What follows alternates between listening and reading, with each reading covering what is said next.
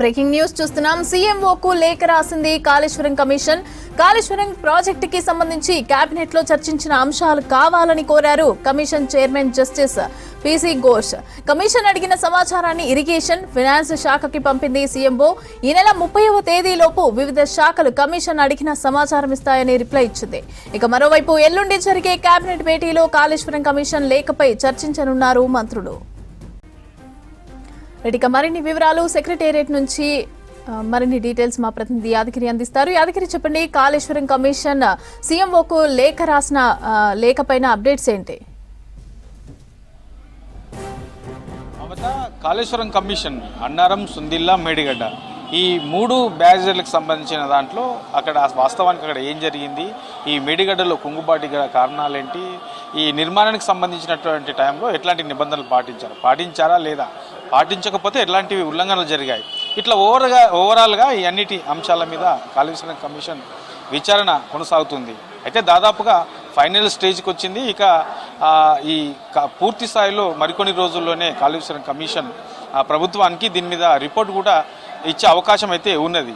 అయితే ఇందులో ఫైనల్ స్టేజ్కి వచ్చింది కాబట్టి ఇప్పటికే ఆ 3 బ్యారేజ్లకు సంబంధించి నిర్మాణం చేపట్టినటువంటి అధికారులు, తర్వాత నిర్మాణం చేపట్టిన ఏదైతే సంస్థ ఉంటుందో ఆ సంస్థకు సంబంధించినటువంటి ప్రతినిధులు, తర్వాత అప్పటి పాలకులు ఎవరెవరు ఈ రిలేటెడ్గా ఉన్నారు. సో వీళ్ళందరినీ కూడా కమిషన్ ఇప్పటికే విచారణ చేసింది.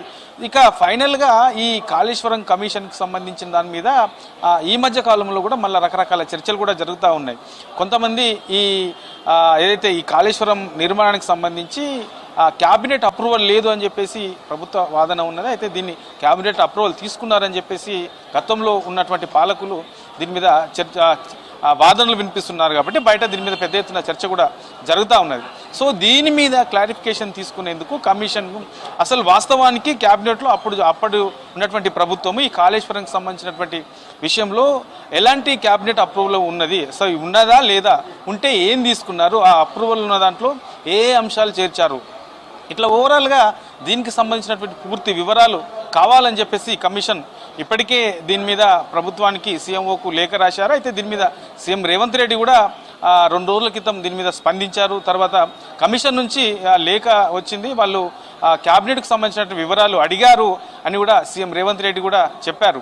అయితే దీనికి సంబంధించి ఏదైతే కాళేశ్వరం నుంచి లేఖ వచ్చిందో ఆ లేఖను సంబంధిత శాఖలకు, అంటే అందులో ఫైనాన్స్, తర్వాత ఇరిగేషన్, మేజర్గా ఇరిగేషన్, ఈ 2 శాఖలకు కూడా ఏదైతే కమిషన్ ఇచ్చిందో కమిషన్ ఇచ్చిన లేఖను 2 శాఖలకు కూడా పంపాము. ఆ 2 శాఖలు ఈ కాళేశ్వరం ప్రాజెక్టుకు సంబంధించి ఆర్థికపరమైనటువంటి అంశాలు, తర్వాత ఆ నిర్మాణానికి సంబంధించినటువంటి అనుమతులకు సంబంధించినటువంటి అంశాలు, తర్వాత ఈ క్యాబినెట్ అప్రూవల్కి సంబంధించి ఆ క్యాబినెట్ అప్రూవల్ పొందలేదా, లేకపోతే ఒకవేళ పొందకపోతే ఏ రీజన్స్తో పొందలేకపోయింది, ఒకవేళ పొందినట్లయితే అందులో ఏ అంశాలు ఉన్నాయి, ఇట్లా ఓవరాల్గా ఈ శాఖలు ఇస్తాయని చెప్పేసి మళ్ళీ సీఎంఓ నుంచి కమిషన్ కూడా లేఖ రాశారు. కాబట్టి ఈ 2 కమిషన్లు ఈ పూర్తి వివరాల మీద ఆల్రెడీ కసరత్తు చేస్తున్నారు.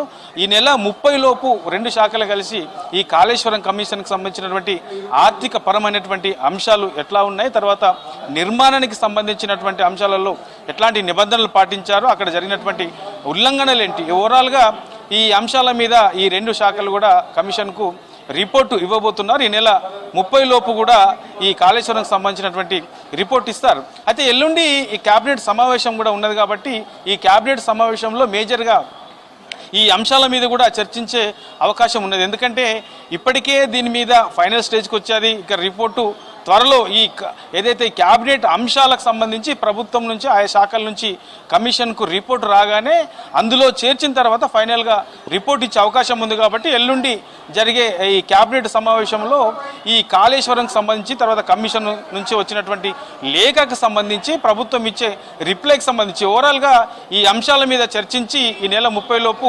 కమిషన్కు పూర్తి స్థాయిలో ఒక రిపోర్ట్ ఇచ్చే అవకాశం అయితే ఉంటుంది. మమతా.